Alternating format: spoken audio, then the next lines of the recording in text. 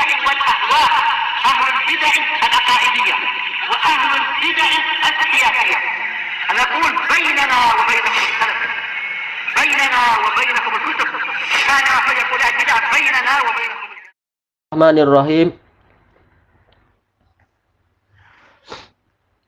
Siyagul ada, pola-pola penunaian hadis. Lil hadis tahammulun wa ada. Hadis itu memiliki tahammul, yaitu proses pengambilan, wa ada penunaian. Baik. Fatahammul akhdhul hadis anil ghair. Yang namanya tahammul adalah mengambil hadis dari pihak yang lain, yaitu proses belajar. Dan para ulama mensyaratkan apa? Anak-anak mereka boleh melakukan tahammul kalau apa? Sudah punya akal, tidak harus balik. Makanya kata Khatib Al-Baghdadi rahimahullah di dalam kitab Al-Jami' li Akhlaqir Rawi, dan juga Imam Abu Amr ibn Shalah dalam Muqaddimah Mustalahul Hadis itu, Ulumul Hadis, para ulama dulu mereka berlomba-lomba membawa anaknya ke majelis ilmu agar apa? Sejak kecil sudah punya riwayat dari guru-guru yang tua itu. Karena boleh jadi kalau menunggu sampai dia balik, maka guru yang tua itu meninggal dunia, maka sanad jadi panjang. Baik. Maka masalah tahammul boleh mengambil riwayat, mengambil hadis, mengambil hafalan, bahkan apa? Mendapatkan ijazah itu boleh. Yang penting dia sudah berakal. Wal ada, yang kedua ada penyampaian, iblaghul hadis ilal ghair, penyampaian hadis kepada orang lain, yaitu pengajaran. Nah ini syaratnya memang dia sudah balik. Baik. Kemudian walil ada'i siyaq, penunaiannya atau pengajarannya, penyampaian hadis itu ada beberapa pola. Minha haddatsani. Baik. Alal khilaf, ada yang bukan alal, yaitu ini adalah yang tertinggi menurut sebagian ulama. Yang lain mengatakan yang tertinggi adalah sami'tu, dan sama aja haddatsani dengan sami'tu itu intinya sama, dan ini yang terkuat. Liman qara'a alaihi syaikh, untuk orang yang syekh itulah yang membacakan hadis kepadanya. Baik, polanya adalah syekh yang membacakan hadis Bukhari mungkin, atau hadis Muslim, dan seterusnya. Nah, berarti apa? Syekh yang membacakan. Maka nanti kalau kita menyampaikan ke murid kita, kita katakan haddatsani, menyampaikan kepada saya, guru saya, hadis demikian dan demikian.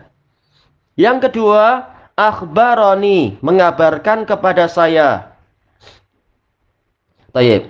Liman qara'a alaihi syaikh.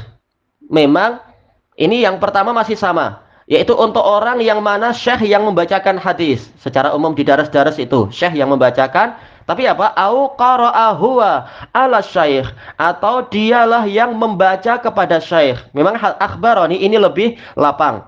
Boleh jadi dia mendengar dari syekh, atau dia yang membacakan kepada syekh tersebut dan syekh tersebut mengakui, iya betul, dan sebagainya. Ya, bacaanmu sudah betul. Nah, ini boleh akhbaroni. Ini kalau sendirian. Kalau banyak orang ya haddatsana atau akhbarona. Baik. Kemudian yang ketiga, akhbaroni ijazah.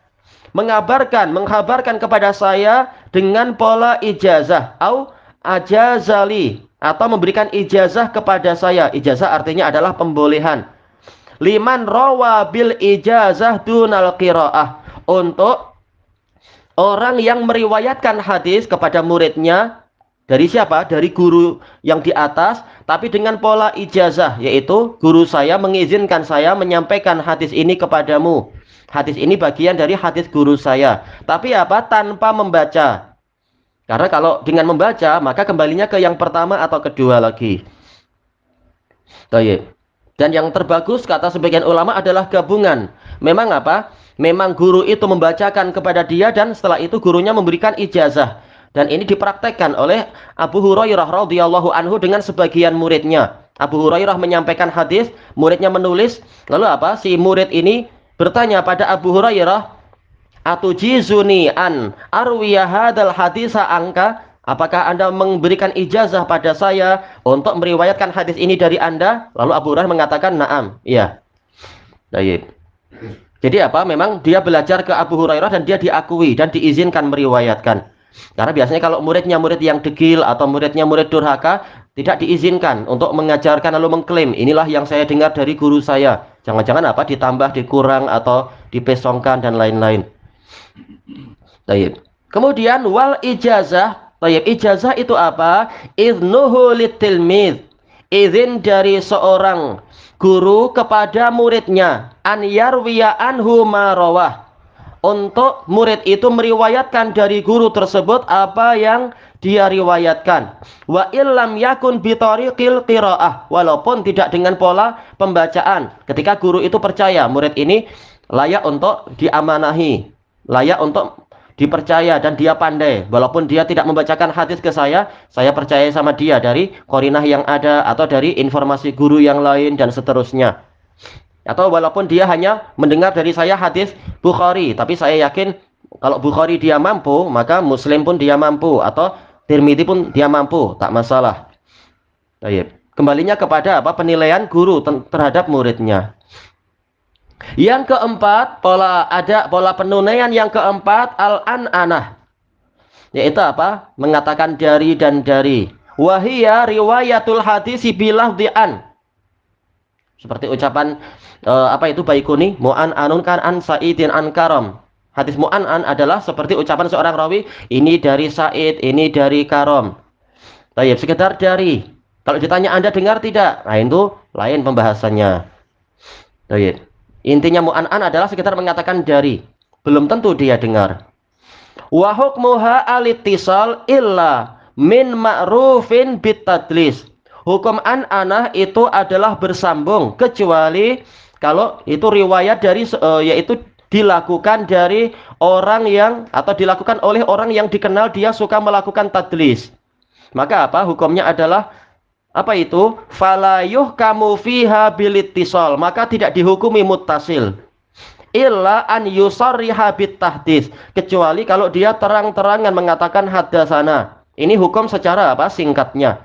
Adapun kalau diteliti maka dia bertingkat-tingkat. Seperti yang dijelaskan oleh Al-Hafidz rahimahullah ta'ala dalam Maratibul Mudallisin, yang mana beliau membagi para mudallisun menjadi 5. Yang tingkatan pertama adalah yang dikatakan tadlis, mudallis melakukan tadlis tapi sedikit sekali, atau apa? La yudallis illa an siqah. Dia tidak melakukan tadlis kecuali dari rawi yang siqah. Maka yang seperti ini langsung diterima, ma'ruf. Seperti apa? Seperti misalkan apa? Sufyan Ats-Tsauri. Kadang melakukan tadlis tapi sedikit dibandingkan dengan ratusan ribu hadis yang beliau riwayatkan dan beliau siqah. Maka tidak mengapa kalau beliau mengatakan an-anah, tidak masalah. Atau seperti seperti apa? Sufyan bin Uyainah tidak mentadlis kecuali dari rawi yang siqah. Walaupun beliau menyembunyikan seseorang, tapi apa? Diyakini beliau orang ini pasti siqah ketika diteliti. Maka tidak masalah, an-anah dua Sufyan ini tidak masalah, langsung diterima. Baik, tingkatan kedua adalah yaitu dia meriwayatkan itu tetapi tidak seperti yang di atas, tapi apa? Tetap yang mendominasi adalah kejujuran dan orangnya sendiri siqah. Tetap tadlisnya sedikit dibanding dengan apa? Dengan apa yang beliau riwayatkan. Maka yang seperti ini juga tetap diterima. Seperti apa? Al-A'mash. Para ulama menerima walaupun terkadang melakukan tadlis ketika sedang bengang terhadap muridnya, sedang jengkel, sedang marah terhadap muridnya, kadang beliau sengaja memotong hadis. Tapi apa? An-anah beliau tetap diterima karena dibandingkan dengan lautan riwayat beliau ini nggak seberapa. Tapi tayyib. Adapun kalau tingkatan ketiga, maka para ulama tanaza'u, mereka berselisih pendapat. Karena apa? Ini keadaannya sedikit lebih berat. Yang mengatakan diterima ini diterima, yaitu terserah ijtihadnya itu. Yang mengatakan tidak diterima kecuali kalau dia terang-terangan mengatakan hadasana, itu ijtihad. Memang keadaannya agak apa? Agak membimbangkan. Tayyib. Adapun yang dirojekkan oleh Al-Hafidz adalah dia harus mengatakan apa? Memang mengatakan hadasana atau hadasani, akhbarana, akhbaroni dan semacam itu baru layak diterima sebagai bentuk kehati-hatian. Baik. Adapun yang keempat, di samping dia mudallis, dia juga dhaif. Maka yang seperti ini, tapi dhaifnya tidak terlalu parah, tidak diterima kecuali kalau ada penguat. Bukan sekedar mengatakan hadasana, tapi juga ada penguat dari sanad yang lain karena dia sendiri agak lemah. Baik. Adapun kalau yang kelima ini, walaupun dia ada penguat, tetap susah untuk diterima. Karena mungkin dia pendusta, an-anah pendusta lagi dan sebagainya, atau terlalu buruk hafalannya, buruk yang berlebihan dan seterusnya. Kembali ke ijtihad ulama. Nah, Ibnu Hajar setelah itu memberikan contoh banyak sekali. Ini tipe nomor 1 atau 2 atau 3 atau 4 atau 5. Nah, kita senang kalau kembali ke kitab itu, kitab Tabaqatul Mudallisin. Baik. Kemudian kita habiskan yang ini, hadza walil bahsi fil hadis wa ruwatih, ini dan pembahasan tentang hadis dan para rawinya anwa'un katsirah, ada jenis-jenis yang banyak fi ilmil mustalah, dalam ilmu mustalah, wa fi ma asyarna ilaihi kifayatun insyaallah taala, dan di dalam perkara yang telah kami isyaratkan ini cukup insyaallah taala, ya cukup untuk kitab dasar ini, membantu masalah usul fikih. Tayyib ilahuna wallahu a'lam.